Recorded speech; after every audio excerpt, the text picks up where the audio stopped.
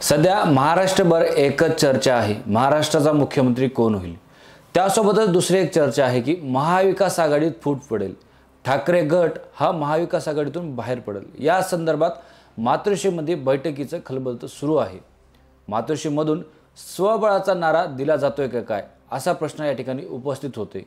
विधानसभेतील खराब कामगिरीनंतर ठाकरे गट महाविकास आघाडीतून बाहेर पडणार का याची राजकीय चर्चा सुरू असतानाच मातोश्रीतील बैठकीने नेत्यांचा स्वबळाचा नारा दिला आहे। विधानसभा निवडणुकीनंतर आता महापालिका निवडणुकीचं बिगुल वाजणार आहे। त्यासाठी उद्धव ठाकरेंच्या शिवसेनेकडून तयारी करण्यात येत आहे।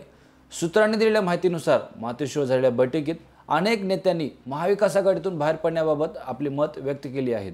उद्धव ठाकरेंकडून याबाबत विचार सुरू असल्याचं समजतं आहे। विधानसभा निवडणुकीनंतर पक्षात गळती वाढण्याची शक्यता जास्त आहे। सत्ताधाऱ्यांच्या प्रखर हिंदुत्ववादाचा मुद्दा खोडून काढण्यासाठी ठाकरेंकडून स्वबळाची तयारी सुरू करण्यात आल्याचे वृत्त आहे। मंगळवारी मातोश्रीवर शिवसेनेच्या नेत्यांची बैठक पार पडली। त्यामध्ये नेत्यांचा स्वबळाचा सूर होता अशी माहिती सध्या मिळत आहे।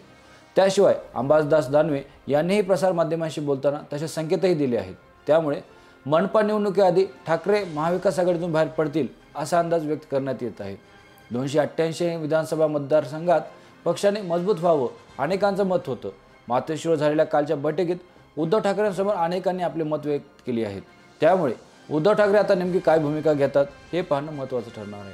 आगामी स्थानिक संस्थांच्या निवडणुकीत ठाकरे गटाची महत्त्वाची भूमिका ठरणार आहे। खरंच उद्धव ठाकरे यांची शिवसेना महाविकास आघाडीतून बाहेर पडणार का?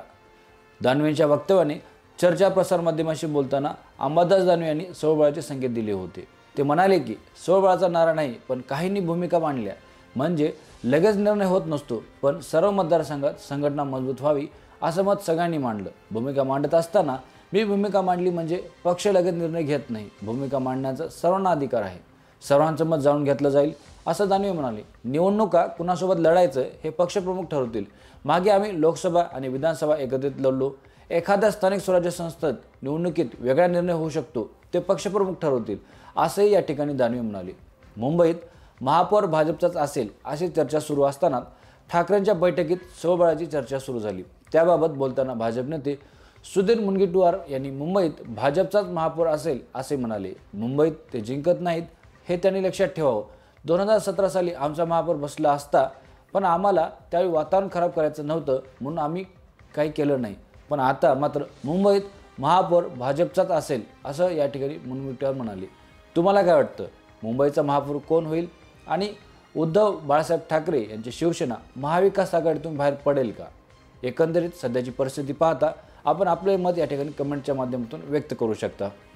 तसेच राजमुद्रा न्यूज लाईव्हने एक पोल घेतला होता, त्यामध्ये आम्ही प्रश्न केला होता की महाराष्ट्रातील जे काय सध्याचं चित्र समोर आलेलं आहे, विधानसभेचा निकाल समोर आलेला आहे, त्या अनुषंगानं महाविकास आघाडीतून एक आरोप होतोय EVM सेट केल्याचा आणि EVM सेट करून अनेक मतं हे वळवल्याचा सध्या थेट आरोप महाविकास आघाडीच्या वतीने केला जातोय। आम्ही सर्वसामान्य जनतेला विचारलं होतं की तुम्हाला या संदर्भात काय वाटतं, तर या ठिकाणी 4 ऑप्शन आपण देण्यात आले होते। EVM सेट करताच येत नाही हा पहिला पर्याय होता, तर 16% लोक म्हणतायत की बाबा EVM सेट करताच येत नाही। दुसरा पर्याय होता EVM सेट करण्यात आली होती, तर त्या ठिकाणी 71% लोकांचं मत आहे की EVM सेट करण्यात आली होती।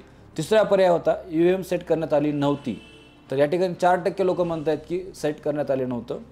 आणि चौथा पर्याय होता की सर्व काही राजकीय लोकांचे आरोप आहेत, हे सर्व काही राजकारण आहे, तर या ठिकाणी 8% लोक म्हणतात की हे राजकारण आहे, तर सर्वात जास्त 71% या ठिकाणी दुसरा पर्याय दिसतोय EVM सेट करण्यात आलं होतं।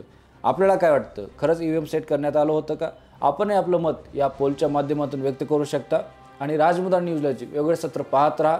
मी आपली इथं जरा घेतो। धन्यवाद।